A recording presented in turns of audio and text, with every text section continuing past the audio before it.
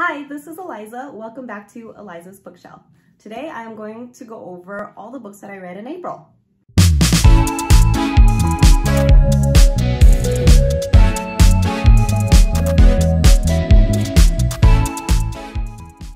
So let's try this again. This will be my third attempt. All my other videos kind of stopped, so I'm tired.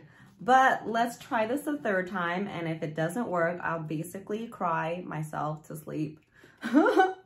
I'll go over this list from least favorite to most favorite of the month. And honestly, the past month, I read a lot of good books. So the first on my list, even though it's my least favorite, I still really enjoyed. My first one I want to talk about is The Wall of Winnipeg and Me. This is my Mariana Zapata. This is the second book I read from her. And it was just okay. I think because I had such high expectations of it. And the first book that I read from her was From Lukov with Love. I really enjoyed that one, so I read this one second. I thought this was just okay. The reason why I had such high expectations is because this is the one that people always talk about when they talk about Mariana Zapata. I hear people raving about it in podcasts, BookTube, on Bookstagram, you know, and they say this is the one to pick up if you want to start reading her books. It's about Vanessa and Aiden. Aiden is a football player. Vanessa starts out as her assistant and is basically a grumpy sunshine, enemies to lovers, marriage of convenience book, all those tropes all in one. So if you like that and you want to read it, go ahead and give it a try. It is a very quick read, even though it's very thick. It's like 620 pages or so. I flew by it because it's that easy. I just didn't think that there was a lot of information or didn't go in depth into Vanessa's family and her dramas and Aiden's background. It was most of them interacting with each other and slowly forming that bond and coming to like each other. It does have a happily ever after, so that was nice. It was just a lot of nothing, I feel like. But I don't want to make it sound bad. I did like it. So that's that. My second book that I read, oh, well, not the second book that I read, but the second book on my list, number 9, is Beautiful Country by Shen Julie Wang. I had like 3 takes to get her name right, and I think I did.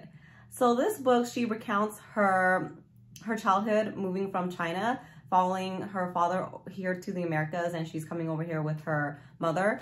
She had a lot of obstacles and tribulations growing up, and it did remind me a couple of instances in my childhood. For example, in her classroom, she always talked about how no one looked like her. She had to go to a separate classroom because of her culture and maybe not speaking English well. But she's very smart, and I think at one point she was writing a story that her teacher thought she couldn't have written because, you know, because she's Chinese or she spoke a different language. I'm not sure, but I definitely relate to some of the things that she went through when she was younger. I had to go to a different classroom called English as a second language.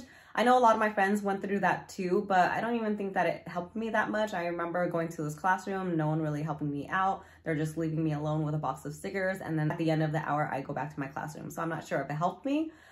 The other thing that she talked about is when her mom got sick. So her mom got sick with cancer, and she goes in and out of the hospital, clinics, and things like that to help her mom. I just don't think that she had a lot of answers as to what the next steps were or what they were trying to do. 1, because she's young, and 2, because her father didn't feel like he could ask much questions or stand up or anything like that. There was a lot of that sense of keep your head down and just listen to what everyone's saying. That really shaped my childhood with my father with diabetes, my mom and I going to the clinic. Sometimes for our checkups or when we had ailments, we didn't really know what was going on and no one explained to us. So that really shaped what I wanted to do growing up and with my career. So it was really nice reading about her experiences growing up. So this is number 9 on my list. And even though it's lower on the list, I still really enjoyed it. So that just tells you how much I really liked the books last month. My third book is Chasing the Boogeyman by Richard Chisnar. I really like this book. It was really unique because he starts off by saying, you know, disclaimer, this book is a complete work of fiction. If there's anything real in this book, it's probably just the details of his hometown that he based this book on. And so even though I read that disclaimer, when I read the first couple chapters, I was like, whoa, this is crazy. Did this really happen? And I actually Googled it to see, but yeah, it's completely fake. And so there's a string of murders in his hometown, and a lot of the girls that got murdered, he is somehow related to, like it's a sibling of a friend and things like that. I really enjoyed it because the atmosphere of the book reminded me of Stephen King's It, and I really liked it. It was kind of eerie and spooky. Something else must be going on. Really nothing else paranormal is going on. It's just very spooky feel of that hometown, I think. But the ending, I feel, was just very anticlimactic. It was a bunch of them trying to figure out who did it. They're not really getting anywhere. And then the next chapter is like, oh, years later, we found out who did it because of these advancements in technology. But overall, I still really liked it. I would recommend it if you're a fan of Stephen King. I think, oh, Stephen King did write something like a little blurb up top. So yeah, read it if you like things like that. I really enjoyed it. I liked it. Yeah. Okay, and my next book. So this is numbers 8 and 7 on my list. I basically clumped it into one because I read them back to back, and they're just one book in my head right now. I do know what happened in 1 and 2, and they're kind of distinct, but I really liked it. Book 3 is coming out later this year, and I'm looking forward to it. The third book is Kingdom of the Feared. First one is Kingdom of the Wicked, and the second one is Kingdom of the Curse. I did a whole book review on this, so I won't talk about much, but yeah, I'm really excited for the next one. So that's 10, 9, 8, 7, 6. And number 5 on my list is Abby Jimenez, Part of Your World. I had high hopes about this book because I loved her first series. Life's Too Short is one of my favorite romance books of all time. This one was pretty good as well. I don't think I like it as much as I liked Life's Too Short, but it's pretty enjoyable. There is a little goat on the cover, but actually my favorite little animal in there is the dog named Hunter. There's so much more written about the dog, I think, and more personality from the dog that I liked him more. So I'm surprised he's not on the cover, but the goat was fine too. On her tours and stuff like that, and on her Instagram, she did, I think someone brought 2 baby goats to one of her book signings, and they dressed them up in pajamas and everything. So that was really cute. This was really enjoyable. I think the male lead, Daniel, was a little too perfect for me, and she let her family get in the way of her happiness too much for me. So that's the only thing I didn't like about it. Everything else was fine. I liked all the secondary characters. I liked the ending, was very sweet. So I really enjoyed this. I think I just liked Life's Too Short a lot more. Number 3 on my April list is The Golden Couple by Greer Hendricks and Sarah Pekkanen.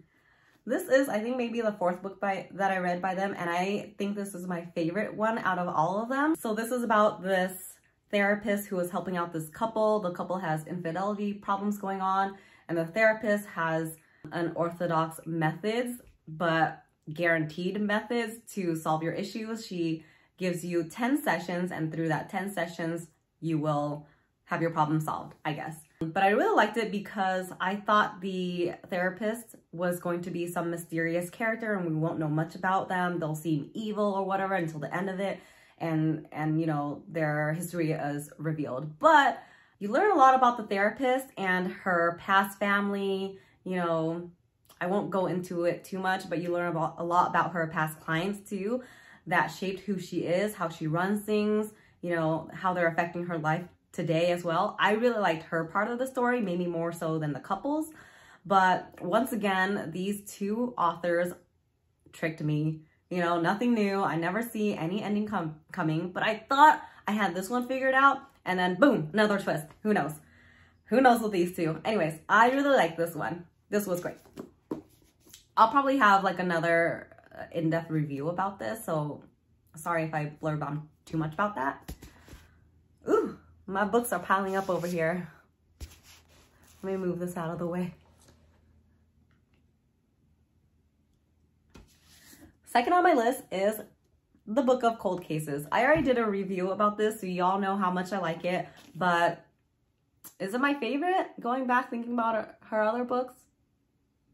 Yes, I'll say it's my favorite. So The Book of Cold Cases by Simone St. James. I'll link my review down in the description, but this is my second favorite book of April. All right, let me move that over there. Oh, I've been counting this all wrong, so there's 2 books left. So that was actually my number 4 and number 3.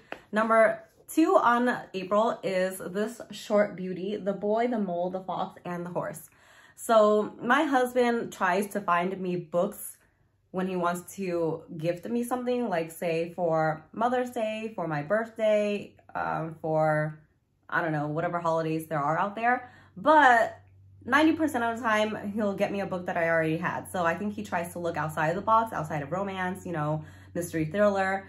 And I think this was really good find that he got for me. It's really sweet. It's really short, but it's a story about the boy, the mole, the fox, and the horse. And it's just simple quotes. I don't know if it's that a cohesive story, but it's simple quotes that I think anyone can relate to. And every other quote that they had in here, it basically touched my heart so much and made me almost want to cry. And so I put some tabs on my favorite ones that I want to tell my family. So I'll just flip to a random one right now and read that out so you can get a sense of what is going on in here. Okay. We often wait for kindness, but being kind to yourself can start now, said the mole. Isn't that just so cute? It's a lot of things that, or a lot of quotes that a lot of people can take things away from. One of our greatest freedoms is how we react to things, and that is so true. Anyways, I love it. I think everyone should pick this up. When my sister was having a rough time and things like that, my husband actually picked up one of these copies for her, so I thought that was really sweet. Janet, if you're listening, you should read this book. And on to my most favorite book of April, and I am going to have a review, or already have a review of this up by the time I post this. It is The No-Show by Beth O'Leary. This was a surprise for me because I actually picked this up randomly at a trip to the bookstore. I was just browsing and I was like, oh, this looks pretty cute. I read the back. I thought it was pretty interesting. It was new. It was unique. I read, you know, I skimmed some people's reviews and they said they really liked it. There was a nice twist. So I went ahead and bought it. I didn't expect much because I've never read anything by Beth O'Leary before. So I actually read this before Part of Your World because I didn't want to read Part of Your World and really like it and then read this and not think it was just okay. So that's why I read this first. But anyways, I ended up really liking it. It was my favorite. I think it's my favorite romance of this year so far. I definitely am recommending this to anyone who likes romance. I loved it. So yeah, those were all the books that I read in April. Hopefully this list was very short and sweet. I didn't go into depth on too much of them because most of them I do have their separate reviews for.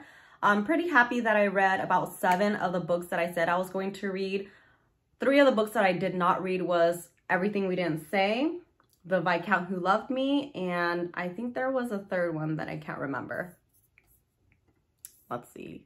The Way of Kings, of course. Everyone knew I was going to finish this behemoth that looks actually pretty small, but it's so long. Yeah, I actually didn't touch it at all. My bad. All right, so that's my wrap up. I'll see you next time. Bye.